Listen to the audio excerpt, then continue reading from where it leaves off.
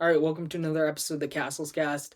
Continuing our season preview series, joining the show today is going to be Chris Lambert of Pelican Debrief. We're going to be discussing his New Orleans Pelicans as well as his hometown team, the Toronto Raptors. Should be a ton of fun, so let's just get into the episode.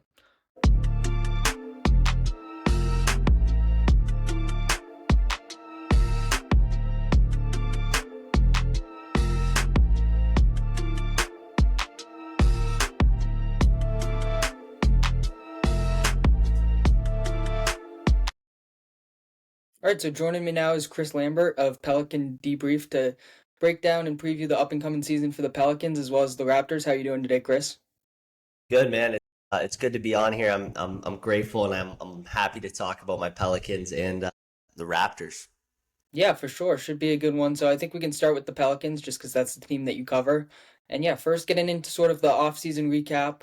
Pelicans definitely had a super active offseason. I think we can start with the draft, discussing their two lottery picks, Jeremiah Fears and then Derik Queen. I think we can start with Fears because he was the first guy they picked. What did you think of that selection and how do you envision him fitting with this team?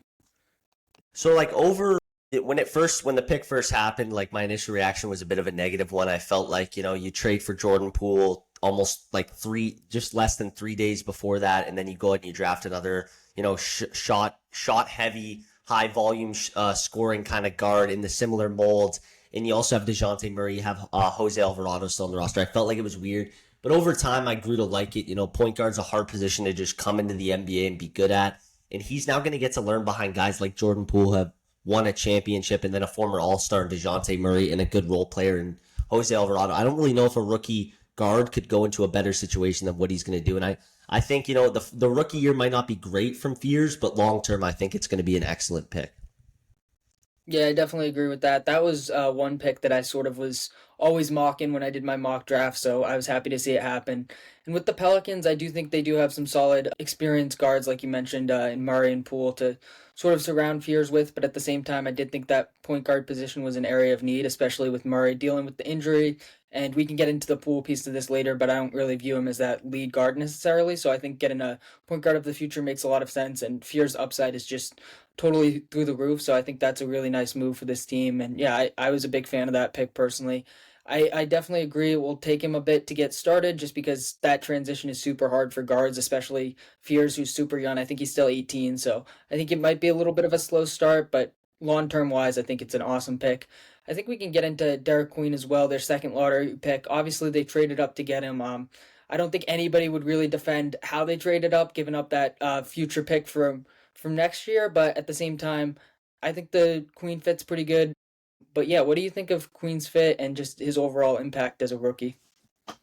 Yeah, so it's hard, like you said, to defend trading away a pick that especially at the time where the Bucks, you didn't have Miles Turner, you didn't have any of those guys around there, and you're trading a future potential top 5 pick to get Derek Queen. But at the same time, I mean, if that was really their guy, and next year's draft class, the goal with this Pelicans group right now is to make the playoffs, and the Milwaukee Bucks are probably going to also make the playoffs. So I don't really see it as that bad of a move like later in the offseason, but when it happened, it was a complete shocker. I mean, I wrote some very negative articles about that move when it happened. But as Derek Queen is a prospect, again, other than the point guard spot, center is going to be a hard position to transition from college, especially when you were the guy like Derek Queen, the post playmaker, the guy with the ball in his hand at all times.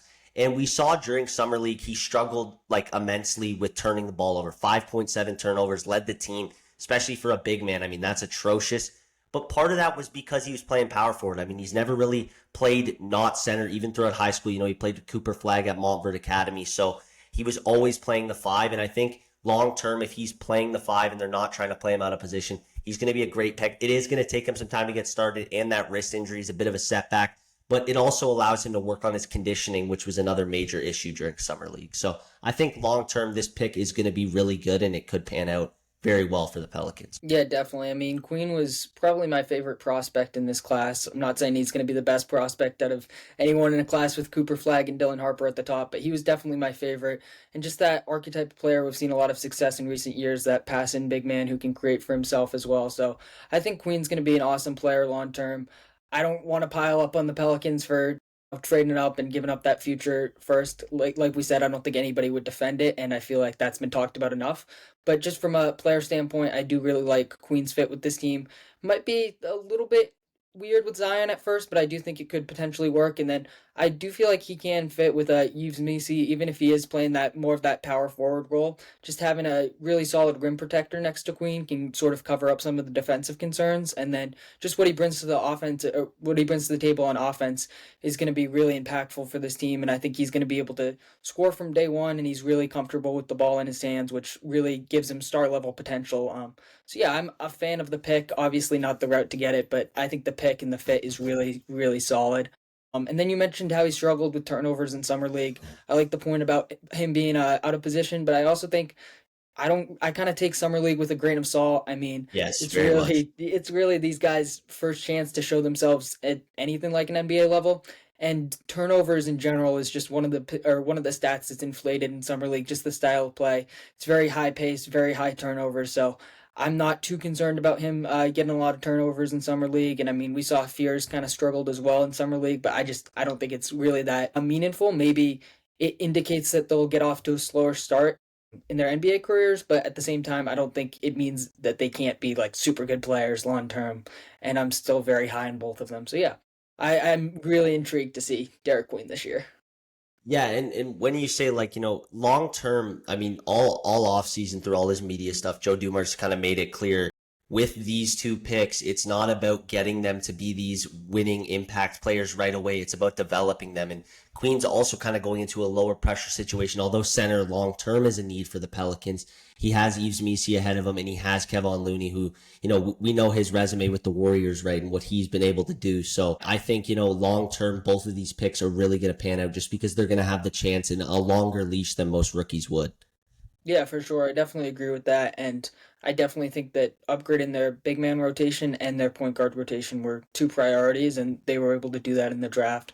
So, from that standpoint, I do think it's very good. I think we can move on to the Jordan Poole trade, which happened, I believe, either the day before draft day or 2 days before, something like that. Yeah. But you end up trading CJ McCollum and Kelly Olynyk, and then you get Jordan Poole. What did you think of that trade, and how do you envision Poole fit in with this team?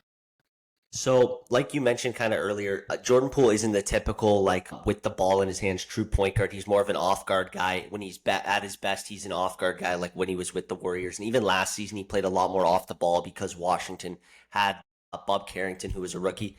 But he shot 37.8% from three on the fifth highest attempts from three per game, around over 9 attempts a game from deep. And to do that and have that high of an efficiency at 37.8 was extremely encouraging, especially now for him to come over to the Pelicans, who were bottom five in all 3-point shooting statistics last year. I think having him come over is going to bolster that. And to start the year, I think we're going to see a lot more of Zion Williamson with the ball in his hands, back to a bit of a point Zion with Poole playing off of him. And then when Dejounte Murray makes his return, Poole will slide down to the bench and just get to be that spark plug scorer. But I love the fit also because you're getting younger and you're getting off that CJ McCollum contract. Yeah, I think it was an interesting trade. It definitely caught me off guard. I do feel like Poole and McCollum are sort of similar type of players, just as they're more so that three-level scorer, just microwave energy guys. Ideally, I think in a six-man role, but can definitely start on the right team. So they're very similar types of players. Poole is a little bit younger, which I do think is better for the Pelicans' sort of direction long term.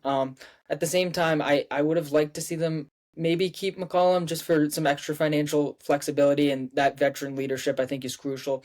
Not that Poole can't totally be that guy, as you mentioned before, he's an NBA champion, but I think McCollum's just one of the best veterans in the league, and I think always having a guy like that around will be helpful. But at the same time, I think Poole can be pretty impactful for this team. We saw him have a nice bounce back season with the Wizards after kind of struggling a bit in his first year, but I thought we saw some nice progression from him as a playmaker. And I mean, with this Pelicans team, especially starting the season without Dejounte Murray, we could see him being more of that lead guard, and maybe he takes some strides in that area. So I think it could work out. Personally, wasn't like the biggest fan of it, but I didn't think it was like a completely awful trade by any means. But yeah, definitely a little bit surprised that they decided to move on from McCollum with 1 year on his contract. Yeah, the thing with CJ though I found was, you know, he wasn't he wasn't comfortable with coming off the bench. There was a lot of reports about that. Like he didn't want to allow Herb Jones to start over him and have Dejounte when healthy. Obviously, they weren't very healthy last year. But I think, I think getting a change of scenery and bringing in a guy like Jordan Poole, it may really benefit this team. Also, just because he's always a positive, happy guy, and that's a good thing to have in the locker room. So I'm really excited to see what he brings this year. Yeah, for sure. I think that was an interesting point about McCollum not being willing to come off the bench. How do you sort of envision this Pelicans lineup or starting lineup shaking out? Yeah, so, we talked about, you mentioned Summer League, you should take it with a grain of salt, and I 100% agree, but one thing I refuse to take with a grain of salt is when a big man shoots below 30% from the field, and that's what Yves Missy did in the Summer League, and I'm starting to kind of feel like maybe, we see guys have rookie seasons where they're incredible and then fall off after that, and he wasn't incredible, but he was good enough to make all-rookie second team, but also there was no one on the team other than him and Carlo Matakovic who were really playing the five. We had Kyron Kelly, I think is his name. He played for the Mavericks and the Lakers a bit last year too. But like a lot of just non-NBA players were playing for the Pelicans last year, and I think Yves Missy took advantage of that. And for me, he's not going to be the starting center. I think it should be Kevon Looney. It should go Kevon Looney, Zion, Trey, Herb, and then Jordan Poole with Dejounte eventually taking the starting point guard spot when he gets back healthy. And I think that gives you more defensive versatility, and it also gives the Pelicans a look at center that they haven't had since Steven Adams, which is just a hard screener and a guy who's going to rebound and play defense. And their offense looked great when they had Steven Adams in that role, and I think having a center who isn't really getting in Zion's way or Trey's way is what this team needs. So I think Kevon Looney should be the starter. Yeah, I think that makes a lot of sense. I was definitely a little bit surprised when they signed him after drafting Queen, but at the same time, I think it's a nice fit. Looney's just a guy throughout his career. He can really do whatever's been asked of him. And like you said, just a super, super good rebounder, hustles all over the floor. And I think that's the type of player the Pelicans will need. He's really comfortable in any role, really good screener, can score around the rim. So I like that. And yeah, I mean, Missy's Summer League, I agree, was definitely concerning, especially, I mean, more so, I was saying take Summer League with a grain of salt with rookies, but with second and third year guys, I think it holds a little bit more weight. And I just remember watching him go against the Timberwolves and Johan Berenger, who was considered by all accounts to be just a super raw prospect. He looked like the guy who had just played a season in the NBA, and Missy looked like the raw prospect who was playing in his first Yeah. game. And that, He had like definitely seven raised my blocks or eyebrows. something, right? Yeah, yeah. No, Yeah. seriously. He was just so dominant, really on both ends of the court. Like you said, he had a ton of blocks, but then offensively, he was really taking it to Missy as well. So, yeah, a little bit concerning there. Although he did have a really promising rookie season, he had a lot of opportunities. And like you said, we've seen some of these guys make a real impact as rookies and then sort of fade out.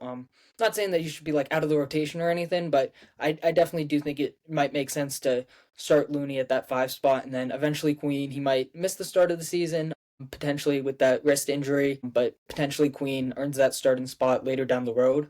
And I do really like the sort of versatility there. Talking about Herb Jones, Trey Murphy, and Zion Williamson, I think that's just an awesome 2 through 4 right there. And I mean, just yeah, they all really bring different things to the table, but they're all obviously super impactful. I mean, Zion is more so the star of this team, obviously, and then Herb Jones is just a all-world defender, and then you got Trey Murphy, who's really kind of that button star and just an excellent three-point shooter. So I think that combination is super exciting, and I think it's kind of a no-brainer that those three have to start. Yeah, no, I agree. I think, there's a lot of people who, mentioned maybe run a double guard lineup with either Fears and Poole or DeJounte. Like, you can't not start Herb Jones. I know he's not even getting, like, he's not even necessarily getting paid starter money by NBA standards at, like, his extension, 22.6 million now. But, like, this guy is when he's playing, he's a top five, if not top three defender in the world. This guy can guard every position. He gets blocks, steals, can stop people one on one. He is a generational defender in my eyes. Like I've never watched someone I've loved to watch more on the defensive end than Herb Jones. Yeah, I think that's a great transition to our next topic, and that's the extension that he got this offseason. Yeah. Because I mean, for all the criticism the Pelicans received, obviously with that draft day trade, like we talked about, I feel like this move really went under the radar. Looking at it right now, 3 year, $67 million extension for Herb. I think that's just an absolute steal right there. And I mean, he's just so impactful on really both ends of the court, but especially defensively. Like you said, I feel like he's a top 3 to 5 level defender in this league, and it was really awesome to see him 2 years ago now make that first team all defense, and he can just really take stars out of games. And I feel like that skill set is pretty rare in the NBA, but it's also obviously extremely valuable. I think we saw Luka Doncic the other day mention that Herb was the Yeah. toughest defender he's ever faced, and I think that makes a lot of sense. Just sort of with his length and speed, he can really disrupt a lot of perimeter guys, and yeah, he's just essential to this team. So I know you talked about his impact a little bit already. Yeah, what did you think of that contract? Did that surprise you at all? And then how meaningful do you think it will be just having him fully healthy for this season, as he did miss a ton of time last year? Yeah, so, when the offseason started, when I first got my job covering the Pelicans, the number one thing I had to talk about and the number one thing that people were telling me that was going to happen and sources were reporting was Herb Jones was likely going to get traded because people thought Joe Dumars was going to come in and blow this thing up. And I'm very happy he didn't do that because as much as you could get 2 first-round picks for a guy like Herb Jones and maybe a young player and then a decent guy on a contract, like you're not going to find that player every year in the draft. And I'm so happy they kept him, and then they extend him on this. Like it felt like a hometown discount when you're looking. In my opinion, Mikal Bridges is a player that is very good, and some will say he's a better offensive player than Herb. He's definitely not a better defender, and for him to get around 37.5 million, and Herb to be getting just under 23 million a season, I think that makes that deal look like one of the best contracts in the entire NBA.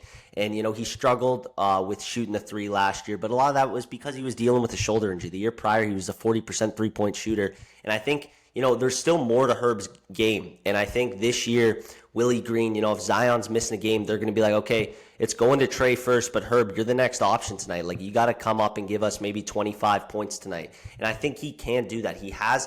The most underrated part about his game is his ability to dribble the basketball and actually distribute. And that's why he's able to play shooting guard, and he's not limited to playing small forward or power forward.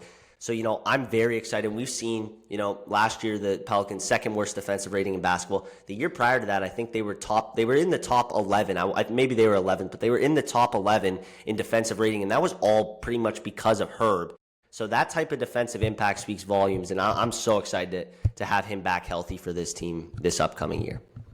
Yeah, no, absolutely. I think that was a great point about the shooting numbers dipping last year, and it was in large part due to that shoulder injury, like you said. But yeah, the year before, like you said, near 40% three-point shooter, if not within that range, whatever the case may be. But yeah, he can really knock down three-pointers on the catch-and-shoot plays, and he's also a really underrated playmaker. Like you said, he can sort of be that secondary playmaker for this team, and I think that's something that will be super valuable. And yeah, I am looking forward to sort of, like you said, them empowering him a little bit more within this offense, especially with some of the departures and him just really hitting his prime. I think that makes a lot of sense, and that's something I could see. You mentioned the Mikal Bridges contract. Another player that I sort of see is similar to him is Jaden McDaniels on the Timberwolves as that Yeah. just elite on-ball stopper. And I mean, I think McDaniels' contract has aged pretty well. I think it was Yes, very well. 131 for 5 years, but at the same time, when you're getting Herb for 3 years, 68 million, I think that's just an absolute steal. And yeah, like I said, I view them as like very similar tier of players, and especially defensively, their impact is really similar. So yeah, great move for the Pelicans there, and he's just so versatile, so impactful. I'm just super happy to see him back in the mix and fully healthy this year. And you say, like you were saying about Jaden McDaniels with his contract. The way I like to compare, and this is no shade to Aaron Gordon. Aaron Gordon's getting paid 37 million to be like the third best player on the Nuggets in average around 14 points, and his impact is unreal. Like he may be more valuable to that team than Jamal Murray in some people's eyes, and maybe even in my eyes. But for him to get 37, you got guys like you said, McDaniels making around 28 a year, 26 a year, and then you got Herb making 22. Like those contracts are so valuable, especially with the NBA and the way we're going. Like we're going to see the mid-level exception eventually be close to 20 million, which is crazy. I remember being on 2K as a kid, and it was like you're giving guys like a $4 million deal, and you're feeling like you're getting them for robbery, and now it's where it's at now. But those contracts long-term are going to be so valuable. Yeah, absolutely. That's a great point. I mean, the cap's only going to go up, and as time goes on, those types of contracts are only going to age better. And yeah, I mean, I definitely remember. I think it was around like 10 years ago when the Grizzlies signed Mike Conley, and he was making 30 million. Everyone was shocked, and now 30 million is really the price you have to pay for just great role players on some teams, like you mentioned with Aaron Gordon. So yeah, it is crazy how fast things have changed. But yeah, I think we can move on to Zion because he is obviously the star of this team. Really, throughout his career, has struggled to stay healthy, but I think he could be poised for a big year, obviously. And I think the most interesting part of this season for him is he going to be empowered and on more of that point Zion role, especially fears it might take him a while to get going. Jordan Poole, as we mentioned, isn't necessarily that lead ball handler, and then Dejounte Murray is going to take a bit to get back from his Achilles injury. So, do you sort of see him being empowered in that point guard type of role a little bit? Yeah, I definitely could. I mean, he averaged like just under five, so he averaged 5.3 assists per game last year. And I think, one of the keys with Zion is he's always drawing to, and something he's continued to get better at year in and year out is his ability to find that open man. And I think, in those situations, I think they really do need to start letting him take up the ball. And I think that's why I like the Kevon Looney signing so much. We've seen throughout his entire career that Looney doesn't really get in the way of guys when they're going to the paint. He knows his positioning. He's experiencing, he has good footwork in the paint. He knows exactly where to be, and he knows how to read his teammates when they're driving. And I think, even just his body and his presence in the paint is going to open up clean looks for Zion. And I think, when you have limited options at point guard to start the year with your starting guy and Dejounte Murray being out, I think having Zion be able to step into that role is going to be huge. And I think it's also going to help maximize a guy like Jordan Poole, who's going to be allowed to play off ball. So I'm very excited. And I think, the only good thing that ever came from the Stan Van Gundy era in New Orleans was the point Zion thing. And I think, that's something that Willie Green really needs to bring back this season. Yeah, for sure. I mean, I feel like with this team, the more Zion, the better. And he is just really one of the most underrated playmakers in the league. And that's definitely something that we've seen grow throughout his career. But yeah, I mean, I think it's something that the Pelicans should really lean into. And it would also allow them to really lean into their size and length. And I feel like that's something that could really benefit this team. The versatility is definitely a positive. So I see that as something that the Pelicans should definitely go to. And I feel like if we see Zion have this like bounce back season where he's back at an all NBA level, which is really paired with him staying healthy, of course, I wouldn't be surprised if it's with him really taking on more of a lead lead distributor role. I mean, he's just so dominant as a shot creator. I think just the more you can have the ball in his hands, the better. And he's been able to really find open guys while being a playmaker and receiving that tough coverage, like you said. So yeah, I'm high on that aspect of his season. I think the injury concerns really do have to be discussed, and that's definitely one thing Yeah. that it concerns me with this team. I feel like it's hard not to. I mean, throughout his career, he's really struggled to stay healthy, and I feel like that's hurt the Pelicans time and again. So do you feel like something's bound to change, or do you think we're sort of more in for the same disappointment with him getting injured again? Yeah, so this may be my last time ever saying this, but I actually do think he can stay healthy this year, and I think a huge part of that was Joe Dumars coming in. The way I always describe Joe Dumars to people is he's like that uncle that is holding you accountable, and he's came in and been that older brother or uncle to Zion who wants him to be successful and is singing his praises to the media, but at the same time is also like, yeah, we've talked. And he said this on something similar along these lines on the Saints broadcast during preseason. He said, yeah, we've talked, but I've told Zion, like, you need to be in the gym. You need to be doing this because you can't expect different results when you don't make changes. And that's just a life lesson as a whole. But I think that is the thing that's going to help keep him in good health and keep him on the court. And I also think the amount of depth that they've added this offseason, just little moves, like even getting Sadiq Bey back in the Jordan Poole trade, that brings in another wing and another guy who, maybe Zion doesn't need to play more than 60 games. I think if he plays 55 games, his team's probably going to be a 40-win team or a 40-plus win team. And I just think, the amount of depth and the accountability that Zion is now being held to is something that he hasn't had in his tenure with the Pelicans. Yeah, I mean the accountability piece is definitely huge. And I do agree that's something that's been lacking. And having a former player, and not just a former player, really former all-time great in Joe Dumars, could certainly benefit him. I can't go. I feel like I've gone in on Zion too many years. I've been a believer with this Pelicans team so many times. I don't know if I can get there. I feel like sometimes guys with this like bigger body type, it's really tough for them to stay healthy, and it's not necessarily he could be doing all the right things. It might not be that. It just could be his body type isn't necessarily built for an 82 game season. And I don't know. I mean, in the Western Conference, I think they need at least 70 games from Zion. I mean, in the East, I would look at this team totally differently. I Yeah, do feel yeah. like them being in the West, it just really it does impact how I view this team in a significant way. But at the same time, I mean, he did play 70 games in the 2023-24 season, so I'm not completely ruling it out. I hope to see a healthy Zion. When Zion's healthy, the Pelicans are definitely one of my favorite teams to watch. But at the same time, I just totally can't get there just based on how his career has played out so far, really only having 2 healthy seasons. I don't know if that can really change, and I don't know if it's totally his fault either.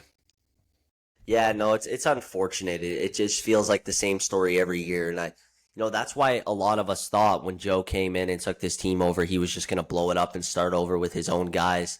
But I think that's another reason I'm able to just believe a little bit this year, because it's to have a new GM come in and look at this roster and be like, no, I'm going to try to make this thing work, even though David Griffin just failed year in and year out with this group. They were a 49-win team 2 seasons ago, and I think a lot of people too, I think they're coming in with a big chip on their shoulder with the amount of people that are, writing them off. Their win total, I think, is set at 29.5. So that's a bottom two finish in the Western Conference probably this year. So I think just the chip on the shoulder factor is going to play a huge role in this Pelicans team this year.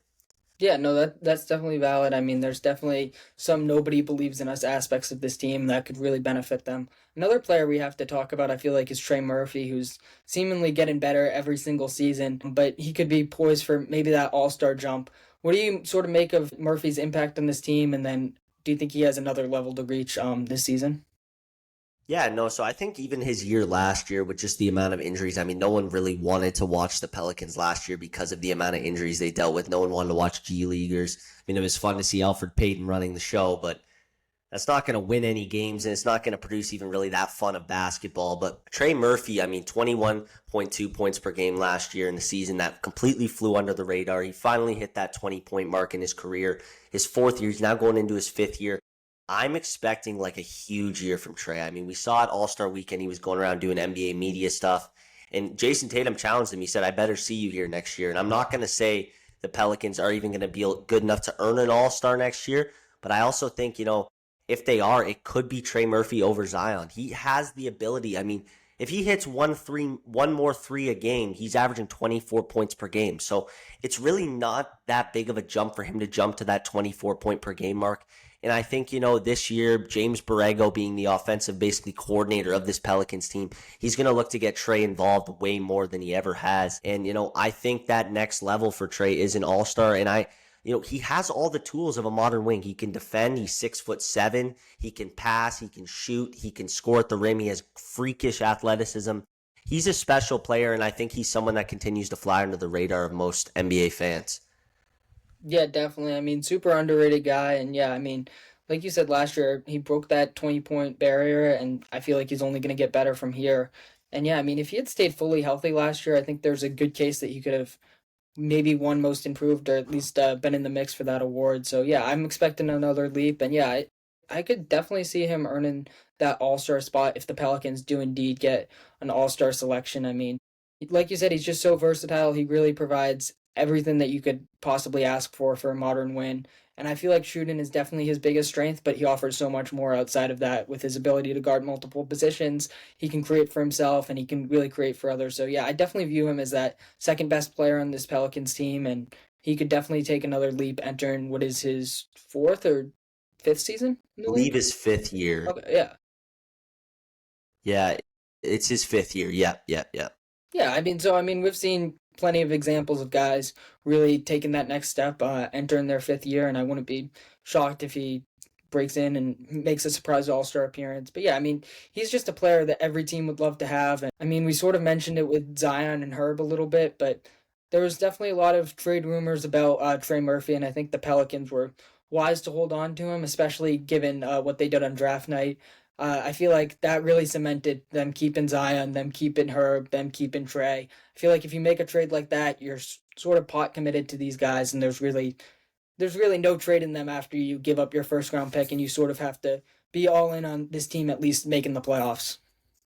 Yeah, no, totally. And I think, you look at this team and the situation they're in, even though they gave up that first round pick, long term, they have two great avenues. I think, if you have a good year and you are a borderline or a playoff team, I think if Dejounte Murray was starting the year fully healthy with this team, I think they would be a lot more respected by a lot more people.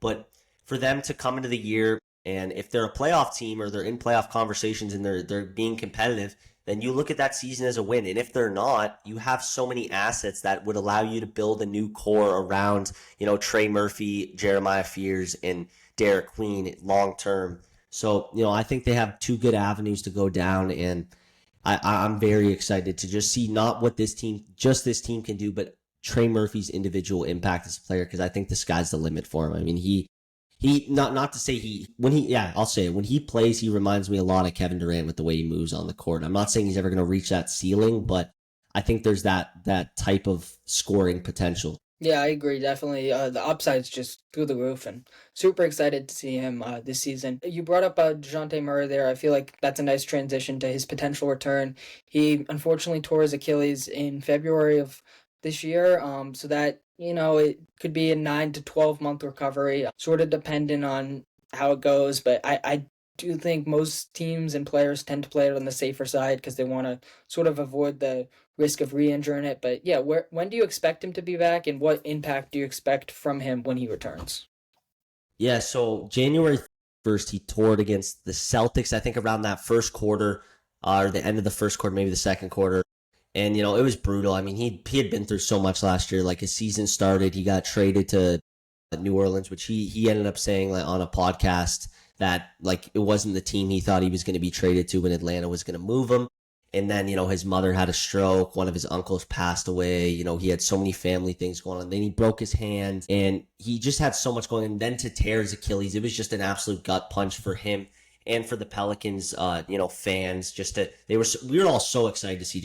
We've never really had that floor general point guard with Zion and that fast paced kind of guy, former All-Star who gets to run the show.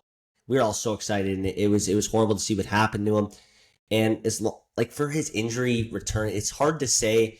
I think he will be back at minimum after the All-Star break. He's we've seen videos and New Balance commercials of him, catching alley-oops and dunking it, and he's always in the gym. He's always posting on social media. He's added some weight. So I'm excited to see him return, and I hope, it is sooner rather than later. Not that they need to rush him back, but I think with him back, this team's ceiling is ultimately 10 times higher. I think he's the type of player that can really take this group to the next level just because of his ability as a floor general. He is so good at running the show. I mean, he was an all-star for the Spurs when the year before that, I believe it was the year before, they were trying to tank for Wemby. Like, that team wasn't very good, and he was getting guys paid. I mean, he was the reason Keldon Johnson got the bag he got, so he's that type of player, and I really hope he can come back because he's just a genuine good person. Yeah, absolutely. I really like his game, and obviously rooting for him to return. And yeah, I definitely agree. People would look at this team a lot differently if they just had a fully healthy Murray in the mix. But with him potentially missing half the season or maybe more, I mean, it makes it a lot harder of an evaluation for sure. But yeah, I mean, Murray, I feel like his reputation got a little bit tainted in Atlanta when that just really wasn't the best fit for him, or Trae Young, for that matter. Yeah.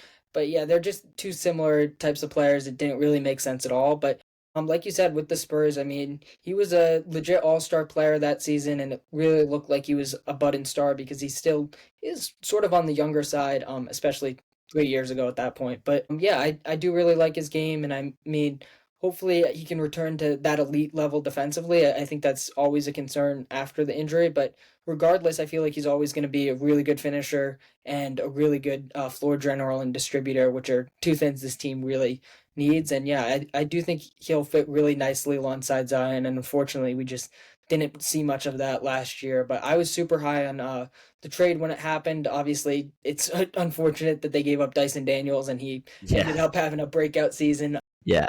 But at the same time, I was really high on that fit. And this time last year, I had the Pelicans as a playoff team. They made it the year before. I really liked the Murray fit. So yeah, it definitely just changes a lot with this team. And I feel like if you had to point out one X factor, I mean, you could say Zion because of the health, obviously, but I think Murray's right up there with him. If he returns, depending, February, whatever the case may be, and the Pelicans are sort of still in the mix for that play-in spot, then maybe we could see this team really make a play-in push with him. But yeah, definitely, in my view, a clear X factor for this team. Yeah, and I like what you said there just about, if they're late in the season, he can come back and give a playoff push. I mean, if this team is within 5 games of being 500 at the point where Murray can return, I think that's a win on the season. I think, he's going to come back and have it, we sometimes see when a player returns from injury or they come back into a lineup, it's like the team has a new a new heart, like a new jolt of life. And I think, if Dejounte Murray can come back, like I said, in February-ish, post All-Star break, and come in and this team's still playing decent basketball and they're not fully banged up, I think this team could go on an incredible second half of the season tear. But again, like you say, he's a complete X factor because we don't really know if he's going to be healthy. We don't know really what's coming with Dejounte Murray, and it sucks that we haven't really gotten an update. Like the Pelicans haven't reported anything, Shams hasn't reported anything, so it'll be interesting. But I think with him, this is a legit top 6 seed, but it's coulda, shoulda, woulda. They don't have him, right? So it's tough. Yeah, for sure. I feel like we have talked a lot positively about this Pelicans team, and I feel like there is a lot to like for despite sort of the media narratives around them. But at the same time, if you had to point out like one major flaw or concern with this roster, what would you say that would be? For me, it's they don't the defensive, outside of Herb Jones, and we talked about how great his impact can be, seeing how good their defensive rating can be when he is healthy and playing. It's a lot to ask for the guy. I mean, they don't have that point of attack defender off the bench. The only other player off the bench that I see as a plus defender is Jose Alvarado, and he's still limited at like 6 foot tall. He can't really guard anyone other than smaller guards. So I really think they're missing that point of attack defender. And as much as I want to talk myself into thinking, Sadiq Bey could be that guy for them, I hate to say he's just not. He's not, and he's coming off a major injury as well. He's going to be a step slower, likely. Like he's not going to be able to be that elite level defender they need. I like Micah Peavy as a rookie, but I don't know how much run he's going to get. I think he could come in and be that guy, but I also don't think he's going to get the run. So I think really just not having that point of attack defender off the bench is their biggest flaw and their biggest hole. Yeah, I can definitely agree with that. I was gonna just similarly say depth in general, I think is a bit Yeah. concerning. I did like some of the moves they made, but if you look at, especially in the Western Conference, I think this is one of the least deep teams, and I think that's a real concern, especially with like Zion's injury history. I feel like that has to be a concern with this team. I think a lot of people would say 3-point shooting, but looking at their depth Yeah, chart, that too, I right? think it's fine. I don't think they're gonna be like a top 10 shooting team by any means, but I don't think they'll be like bottom 5, bottom 7. Maybe Yeah. they'll be like 20th, but I see them as around like league average shooting. I mean, with Trey Murphy, he's one of the better 3-point shooters in the league, really. So I feel like just with him and then Jordan Poole, who's a good 3-point shooter, Herb Jones, solid 3-point shooter, especially just as a spot up guy. I feel like Yeah. they'll have enough. I don't think they're, like I said, elite by any means, but I don't see that as a major concern there. But yeah, I would just say depth in general, and yeah, I definitely agree defensively. I have a little bit hesitation with this team, especially on the bench. Yeah, no, no, totally. And you talk about 3-point shooting. A guy that's in a make or break year is Jordan Hawkins. He's always been, in college, I think in his 64 games throughout his college career, 37.8% 3-point shooter. Guy came in. He had that huge burst to start his rookie year where he was just lighting it up. I mean, I remember picking him up in fantasy basketball and having an incredible week from him. But since then, back injuries, other things, he's a career he shot 33% from three last season. It's just when you're supposed to be an elite 3-point shooter and you're not hitting your threes, you're pretty much a zero on every other area of the court. I mean, he's either going to give you 20 points to this point in his career, or he's going to go 1 for 7 from three and not have an impact anywhere on a game and just be a complete net negative. So he's a guy that really needs to step it up this year. And if he can be an elite 3-point shooter that he was supposed to be coming out of the draft, that's what this team needs off the bench. They need another spark. They need another guy who can just knock down threes, and that might be able to fill a bit of the hole with the concerns around their 3-point shooting. Yeah, absolutely. I mean, Jordan Hawkins was a guy coming into the NBA I was super high on. I really liked his game at UConn. Rookie season looked super promising, but yeah, last year with the decline in shooting, definitely concerning. And then he's just, I mean, he is pretty tall. He's like 6'4", 6'5", but he has a very thin frame. So I think Yeah. especially defensively, that's always going to be concerning. But yeah, I agree. Definitely a sort of X factor off the bench for this team. And if he's able to take a step up, I think this could change the outlook of the team. But yeah, I think that's a nice transition into breakout players. So who would you have as your breakout player for the Pelicans this year? So Mine would be Jordan Hawkins, I think, for all the reasons we just said. This guy, he came in and I was extremely high on him too because he was an experienced rookie. He won a national championship. Like he was coming in into a perfect situation where he was coming to a borderline playoff team and he was going to be able to just be a good guy off the bench that could hit some threes and get hot and have a big night once in a while.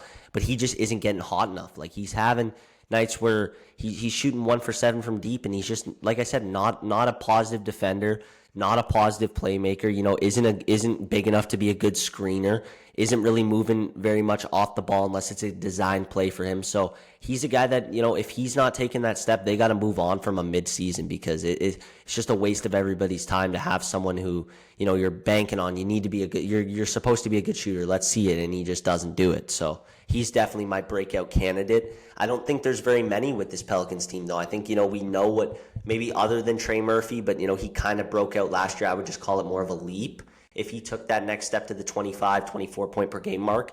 But this team doesn't really have very many guys that I could say are going to break out or could be a breakout candidate because I feel like we know what a lot of them already are. Yeah, for sure. I definitely agree with that we know what most of these guys are, so it is one of the harder teams to sort of pick a breakout player for. My original pick was going to be Hawkins as well. I think we talked about him enough, but yeah, super intriguing game, and if he's able to find some consistency as a shooter, I think he could have a real impact for this team. I'll go with Herb Jones, though, as my breakout player. I don't think we're going to see like a massive, like he's going to score like 20 points a game all of a sudden. Yeah. Averaged 10, 3 and 3 last year in limited games. But I could see him maybe being like a 14, 15 point a game guy and then sort of continuing to be one of the best defenders in the league. I think that could be in play for him, and I would consider that a breakout season. But yeah, without Brandon Ingram, I do think Herb Jones could play a bigger role than many people are expecting. And then, yeah, we mentioned Trey Murphy, but I agree that breakout season was really last year. It would just be more of a leap. So yeah, I'm going to go with Herb. And yeah, we talked about him before, but yeah, super excited to see him this season. Yeah, no, I love that Herb Jones shout too because I think it's not about him being a breakout player. It's more of a breakout offensively, and I think that's still very much a possibility for him, and it would make this team a lot better if he could do that. For sure. Yeah, let's wrap it up with over/under win total. Right now, the line's set at 29.5, and then yeah, do you feel the over or the under here, and then just in general, where do you see this Pelican squad stacking up in the West? Yeah, I would smash the over on this. I think no matter what, even if players aren't fully healthy, I think you're still going to get probably 30 wins out of this team. I know the Western Conference is tight, but I feel comfortable just taking that number. And then as I think I'll just do it this way. The ceiling for this team, in my opinion, if everything goes right and guys are, a guy like Jordan Hawkins breaks out, Jordan Poole is giving them consistent guard play, Zion's healthy. I think this team could be a top 6 seed in the Western Conference. But I think their floor is the 12 range. There's so many question marks about this team, and it all really does come down to health because, we know what we're going to get from Jordan Poole. We know he's probably going to be healthy, but do we know, is Trey Murphy going to be able to stay fully healthy for a whole season? Is Zion? Is Herb Jones going to be able to bounce back from that shoulder injury? So I would say, their ceiling is a 6 and the floor is a 12. Yeah, I think that's a good way to look at it. I think that's a good way to look at it with the floor and ceiling. I would say I'm a little bit lower on them. I guess I'm gonna have to take the under, unfortunately. I'm gonna go like a slight under. Like I feel like these lines are so accurate. We'll get to that with the next team. Like every over under I've done, I'm like, I'll take like the over or the under, but it's like by like a couple games. They won 21 games last year. Obviously, injuries were a massive factor. But I don't know if that's not going to be a factor again. So I'm concerned about that standpoint. And I just think the West is so good. I feel like that bottom like 3 or 4 group is going to all sort of be in that like 30, low 30s, high 20s sort of range. And yeah, I would say the Pelicans floor is more of that 14 seed. I can't feel confident putting them above any team except for the Jazz. I would pencil them in as like that 13 seed, 12 seed kind of range.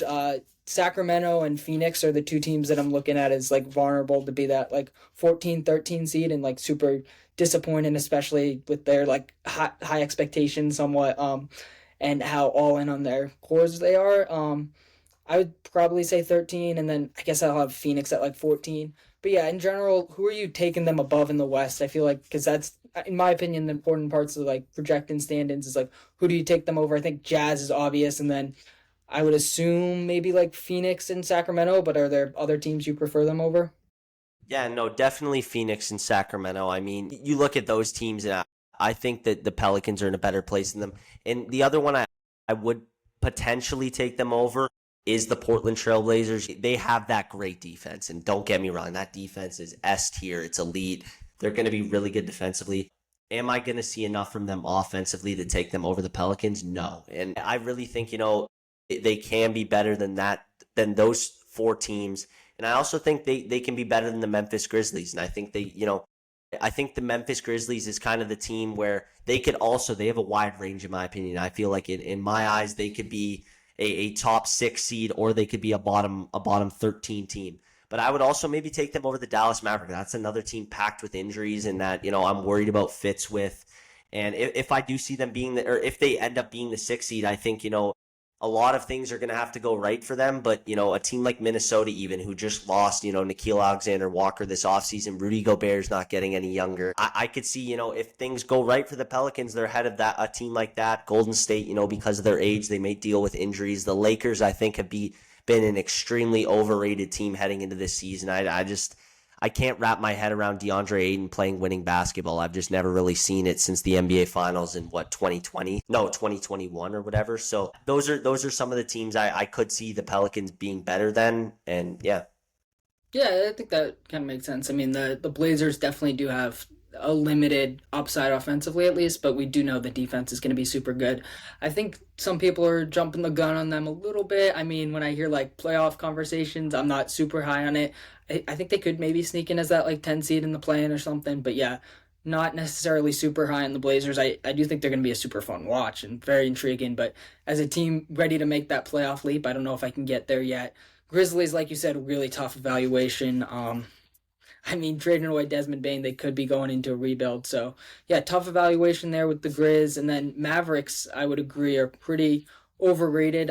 I think Cooper Flag is obviously going to be awesome for them. And he's going to have a really strong rookie year, but I don't think they have enough perimeter creation to really be in that upper echelon of Western Conference teams. And I think people are way overrated in them. I've heard multiple people say that this is like a championship contender. I'm like, wait, what are we talking about Without here? Kyrie Irving, Yeah. right? Yeah. And Kyrie's going to miss most of the season. So, yeah, I mean, I think if all things go right, I do think the Pelicans could sneak into the play-in, and then from there, who knows? But, yeah, I think those sort of three teams, in addition to, like, Sacramento and Phoenix, which I think everyone would agree are pretty vulnerable to fall in the standings a little bit, I think those three teams definitely make sense. But, yeah, unless you have any other thoughts on the Pelicans, I think we can move on to the Toronto Raptors. Yeah, I'm good to move on to the Raptors. Yeah, All definitely. right.